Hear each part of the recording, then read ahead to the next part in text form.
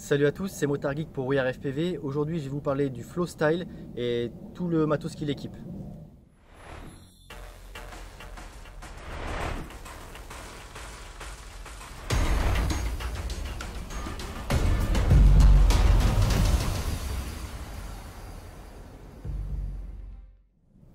Donc le Flowstyle, là comme vous pouvez le voir, il a des ESC sur les bras. Auparavant, il était sur la Tattoo F4S qu'on n'a pas réussi à tuner sur le Puda, une copie du Stingy. On soupçonnait la frame de pas être bonne. Du coup, on l'a mis dans le Flowstyle, même problème, on n'arrivait pas à avoir quelque chose de bien, pas mal de vibrations. Du coup, Lexus à qui appartient ce Flowstyle est enfin passé sous KISS, du KISS V1 avec des ESC 24 A Race Edition. Et pour le coup, ça vole tout seul sans rien faire d'origine. Donc la Tattoo F4S vraiment très mitigée sur ce combo ESC FC All-in-One. Il ne sait pas trop encore ce qu'on va en faire, donc deux frames de tester et à chaque fois ça marchait pas bien. Petit retour rapidement sur la KISS V1 quand même. Là on l'a mis dans le Flowstyle. Moi j'ai équipé ma Sloop V2 avec, et franchement pour du matos qui a 2 ans et demi, si c'est pas 3 ans, ça marche encore super bien. Les derniers firmware sont vraiment géniaux et il y a très peu de tuning à faire pour que ce soit agréable à voler. Je vais quand même pas m'attarder sur ce vieux matos. Là du coup on a la KISS V1.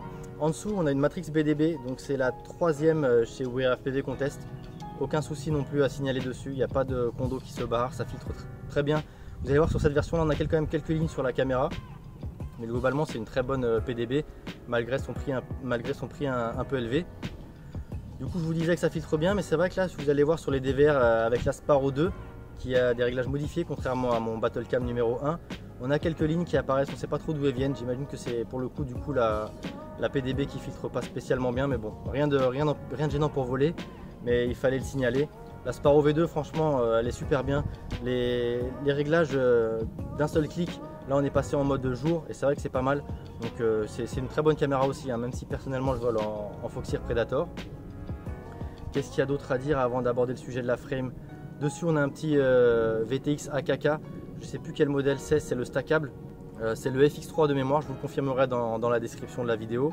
Il est stacké, il a une antenne MMCX coudée qui est juste fixée avec de la colle chaude, peinte en noir pour faire un peu plus joli. Pareil, ça bouge pas. Qu'est-ce que je vois d'autre dedans? Les moteurs à l'extérieur, donc ce sont les choux que Bad Mosquito, JBF sur le forum vous avez déjà présenté. Donc moi ce que j'en pense des choux, c'est qu'ils sont très bien, ils chauffent très peu, on peut monter les P et du coup les D pour compenser un peu en fin de mouvement et ça chauffe absolument pas. Moi le seul reproche que j'ai à leur faire là, c'est les 2500 kV en 23,06.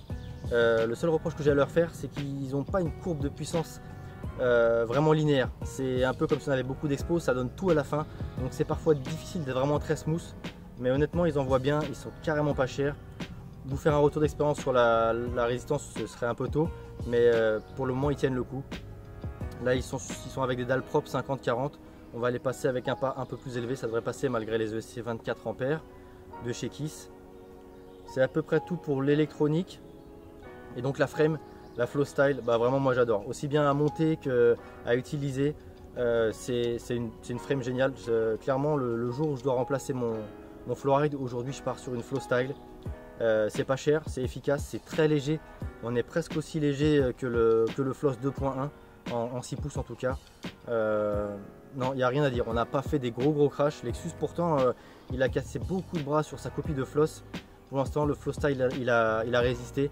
On n'a pas fait d'urbex, mais les bras de 5 mm à mon avis c'est du costaud. Donc voilà, c'est une frame super solide.